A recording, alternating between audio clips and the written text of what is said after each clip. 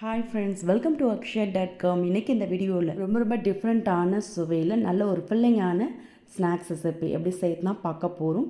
இதை நீங்கள் லஞ்ச் பாக்ஸில் கூட கொடுத்து விடலாங்க. சூப்பராக இருக்கும். வீட்டுக்கு திடீர் விருந்தாளிங்க வந்தாங்கன்னா வீட்டில் இருக்கக்கூடிய கோதுமை மாவு வச்சு இது மாதிரி டிஃப்ரெண்ட்டான சுவையில் ஒரு தடவை செஞ்சு கொடுத்து பாருங்கள். இன்னும் வேணும் கேட்டு வாங்கி சாப்பிடுவாங்க. அந்த அளவுக்கு டேஸ்ட் அருமையாக நல்லா சாஃப்டாக ஜூஸியாக இருக்கும். வாங்க எப்படி செய்யறதுன்னு பார்க்கலாம். அதுக்கு மிக்சிங் பவுலில் 2 கப் அளவுக்கு கோதுமை மாவு சேர்த்துருக்கேன். இது ஒரு 300 கிராம் அளவுக்கு இருக்கும். இப்போ இதோட கொஞ்சமாக உப்பு சேர்த்துக்கங்க. கூடவே 1 டீஸ்பூன் அளவுக்கு நெய் சேர்த்து மாவோடு நல்லா கலந்து விட்டுக்கங்க. நெய் சேர்க்கறதுனால கூடுதல் சுவையோட அருமையாக இருக்கும். இப்போ நல்லா மாவை கலந்த பிறகு இதில் கொஞ்சமாக தண்ணீர் விட்டு நார்மலாக நம்ம சப்பாத்திக்கு மாவு பிசைவோம்ல அதே பதத்துக்கு இறுக்கமாக பிசைஞ்சிக்கங்க. இது மாதிரி பிசைஞ்சிட்டு இப்போ இது மேலே கொஞ்சமாக எண்ணெய் விட்டு சுற்றியும் பரவலாக தடவிட்டு அப்படியே ஒரு பிளேட் போட்டு மூடி வச்சுடுங்க. ஒரு 5லேருந்து ஒரு 8 நிமிஷம் அப்படியே ஊறட்டும். இப்போ இதுக்கு வேண்டிய சுகர் சிரப்பை ரெடி பண்ணிக்கலாம். அதுக்கு சாஸ்பேனை சூடு பண்ணியிருக்கேன். அதில் 1 கப் அளவுக்கு பொடித்த வெல்லம், 1/2 கப் அளவுக்கு தண்ணீர் ஊற்றிக்கங்க. ஊற்றி நல்லா கலந்துட்டு வெல்லம் கரைஞ்சி கொதி வரட்டும். பாகு பதெல்லாம் தேவையில்லைங்க. ஒரு 2 நிமிஷம் கொதிக்க விட்டிங்கனாலே போதும். கொஞ்சம் திக்கான பதத்துக்கு பிசுபிசுப்பு தன்மையோடு இருக்கும். இது மாதிரி லைட்டாக பிசுபிசுப்பு தன்மை வந்ததும் அடுப்பை ஆஃப் பண்ணிவிட்டு இதை அப்படியே மூடி இறக்கி வச்சுடுங்க. மூடி வச்சிங்கன்னா தான் சூட்டோடு இருக்கும். அப்படியே இருக்கட்டும். இப்போ இன்னொரு ஃப்ரை பேனில் 1 டீஸ்பூன் அளவுக்கு நெய் விட்டுக்கங்க. நெய் சூடானதும் இதில் துருவன ஃப்ரெஷ்ஷான தேங்காய் 2 கப் அளவுக்கு சேர்த்துக்கங்க. சேர்த்து அந்த நெய்யிலே தேங்காவை நல்லா கொஞ்சம் ட்ரை ஆகிற அளவுக்கு வறுத்துக்கங்க. நெய்யில் வறுத்துட்டு செய்கிறப்ப சாப்பிட சுவையாக இருக்கும், நல்ல மணமாகவும் இருக்கும். பாருங்கள், இது மாதிரி நல்லா தேங்காய் ட்ரையாக வறுபட்டு வாசம் வருது பாருங்கள் லைட்டாக. இப்போ இதோட 1/4 கப் அளவுக்கு நாட்டு சர்க்கரை சேர்த்துக்கங்க. அதாவது ஒரு 50 கிராம் அளவுக்கு நாட்டு சர்க்கரை சேர்த்துருக்கேன். சேர்த்து நல்லா கலந்து விடுங்க. நாட்டு சர்க்கரை சேர்த்து கலந்ததுமே கொஞ்சம் இலகன பதத்தில் வரும். இப்போ இதோட 1/2 டீஸ்பூன் ஏலக்காய் பொடி சேர்த்துக்கங்க. கூடவே ஒரு 4 பாதாமை பொடிசாக கட் பண்ணி சேர்த்துக்கங்க. சாப்பிட பார்த்து அங்கங்கே கடிபடும், நல்லாயிருக்கும். சேர்த்து நல்லா ஒரு முறை கலந்துட்டு அடுப்பு ஆஃப் பண்ணி இதை அப்படியே ஒரு பவுலுக்கு மாற்றிக்கங்க. இது லைட்டாக ஆறி வரட்டும். இப்போ ஏற்கனவே நம்ம பிசைஞ்சு மூடி வச்ச மாவை திறந்து பார்த்துக்கலாம். நல்லா கொஞ்சம் சாஃப்டாக உரி வந்திருக்கு.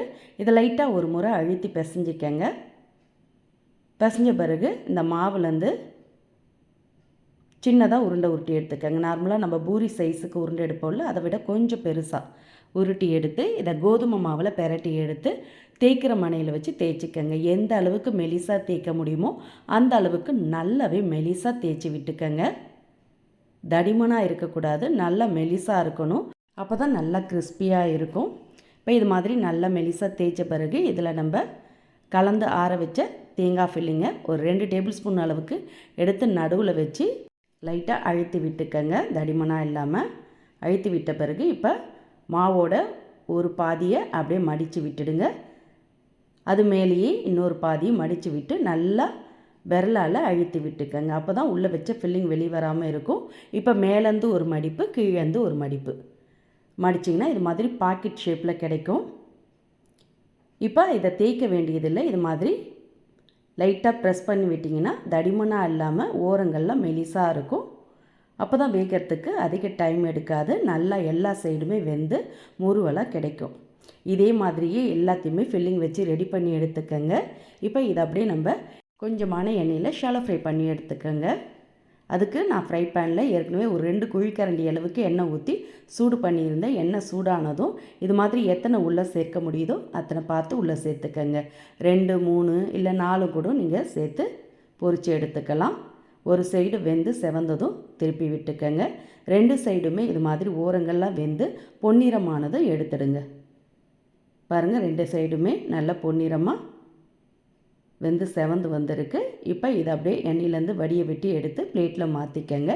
இதே மாதிரியே மீதம் உள்ளதையும் பொரித்து எடுத்துருங்க.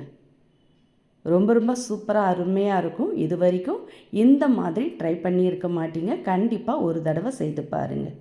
இப்போ எல்லாத்தையுமே பொரித்து எடுத்து பிளேட்டில் மாற்றிட்டு நம்ம ஏற்கனவே கரைய வச்ச வெள்ளை கரைசலை திறந்துட்டு அதில் அப்படியே எடுத்து ஒன்று ஒன்றா சேர்த்து டிப் பண்ணி எடுத்துக்கங்க. ஊற வைக்க வேண்டியதில்லை.